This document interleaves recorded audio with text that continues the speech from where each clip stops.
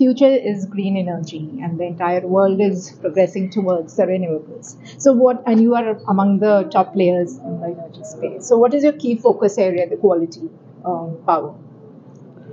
A key focus area, the problem that we are intending to solve is how do we make the complex grids more stable and more reliable. So the complexity of the grids increase when you have renewables, when you have hydel power, when you have nuclear power, and all the governments throughout the world want to invest in everything, and all the investors would like to invest which has the highest rate of return.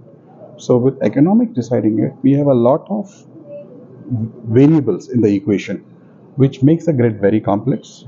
Our products and solutions and the technologies we intend to get into or are working upon in our R&D is trying to solve the problem.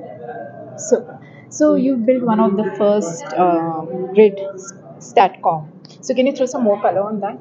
Grid Statcom from an Indian perspective. Okay. Statcom was already developed by the big boys in the other part of the world. Sure. We were given an opportunity and we stood up to it, delivered it.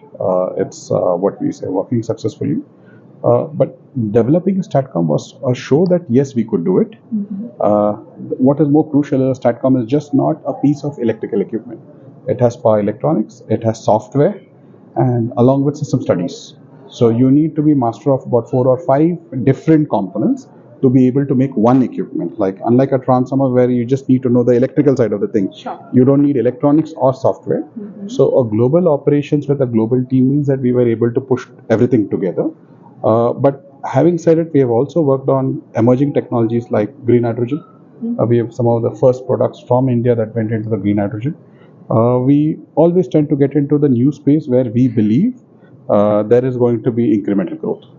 All right. So talk to us about your R&D and capabilities and also your recent acquisitions. Acquisition technically for us is R&D, because what we are not doing is buying competitors or buying capacities. What we are doing is buying a product, technology, and a market moat.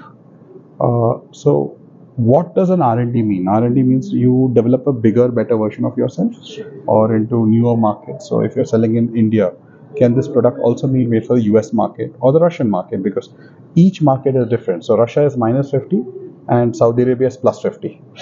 So if you're making chocolate, let's say you just take a packet of candy. Sure. And candy, what is being sold in Russia cannot be the same stuff that is sold in what we say Saudi. Sure. Right. So designing a product for different market is also an R&D. A. B.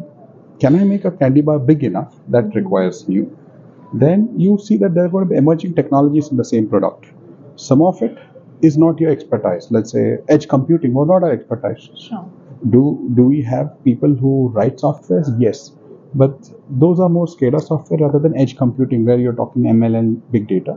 So those are technologies we intend to buy as companies or invest in companies that give us access to the technology. Sure. So you have two options. A, you build a team doing that and spend the next 3-4 years. Or if you believe somebody already has it, and if there's a premium and you can afford it, I would cut short the time and go and do that. Sure. Give us a rundown of the IPO details. The IPO is launching on Valentine's Day. So I believe it would be a good gift to your partner. Yes. Long-term good gift. We have a good anchor support which we will be publicizing shortly. Very marquee names are participating in the part of the anchor. The issue is going in between 401 and 425 rupees per share. Most of the thing is focused on 6-1, as in we are giving a larger portion to the institutional investors, because we believe that we, over a period of time, as infrastructure companies, once we build scale and capacity, we would like the institutions to also build with us. We also have, I think, 15% for HNI and 10% for the retail. And so today is the first day of the roadshow. We have further roadshows in Ahmedabad, Delhi, and Chennai. All right. Give us an overview of the industry, power landscape, and the whole market shift. The market shift started, or if I talk from an economics perspective or the demand perspective. So the market really changed after the Ukrainian war. So when the Ukrainian war started, the gas was cut off to Europe. So what Europe did was, Europe went on to overdrive of putting more renewables because coal was expensive coming from Australia and South Africa. The cost of power became very expensive. I think even today it's almost 44, 45 rupees a unit in Germany. For a manufacturing economy, 45 is a lot of money. Once that changed, they went into renewable where they found the first problem that this is not stable at all. Like they produce whenever they want, Right. they go off whenever they want, and it's like disco lights in the country.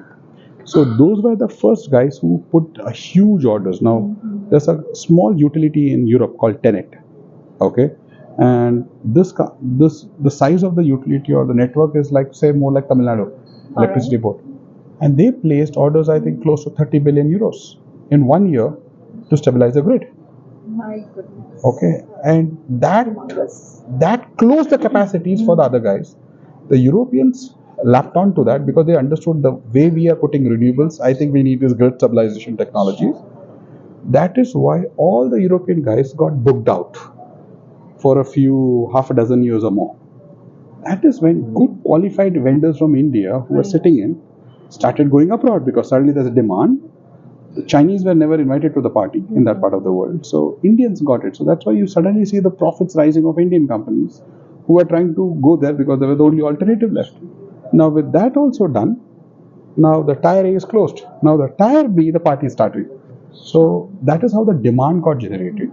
Now India also started the same problem. Like the way our ambitions are of 30 gigawatt per year.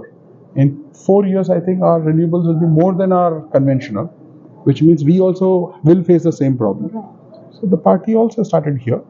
America, as Mr. Iyer pointed out, they have an aging infrastructure, and with these new end problems, they are also having a problem. So I think this entire sector for the past 2 decades have been working on technology, but not the market did not support the technologies. Sure.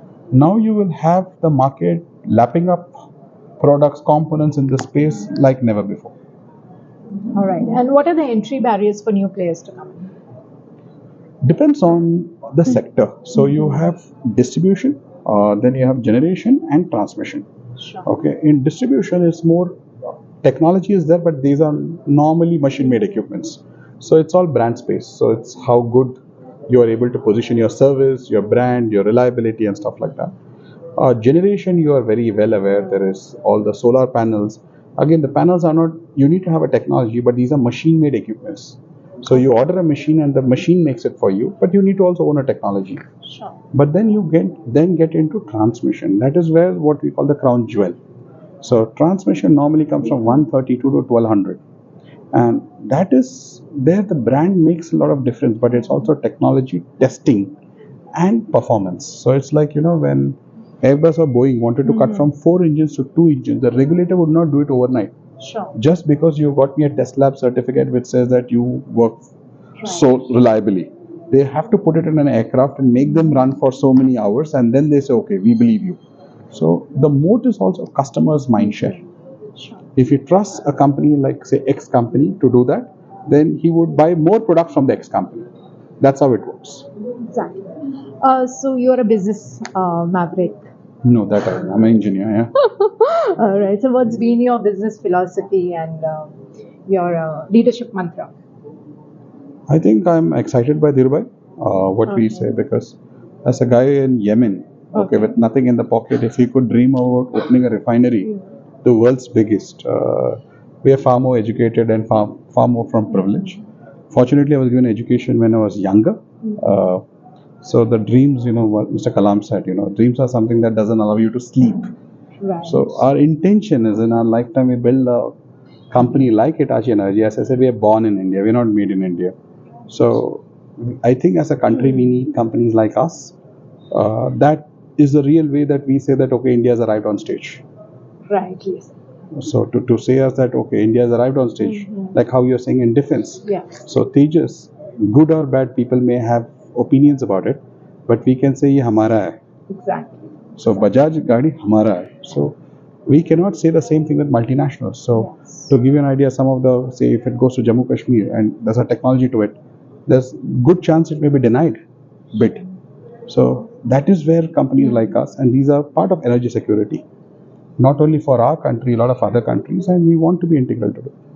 Super. So what's the future outlook? Based on what the demand supply looks like, I think it's very positive. We will make all efforts. It shows in our growth rate, shows in our profitability to build a bigger, better company, multi-product, multi-country. Super. Thank you so much. It was Thank a you, ma'am. pleasure talking to you. I wish you a fantastic Thank you, ma'am. Appreciate it. Thank you so much. Yes.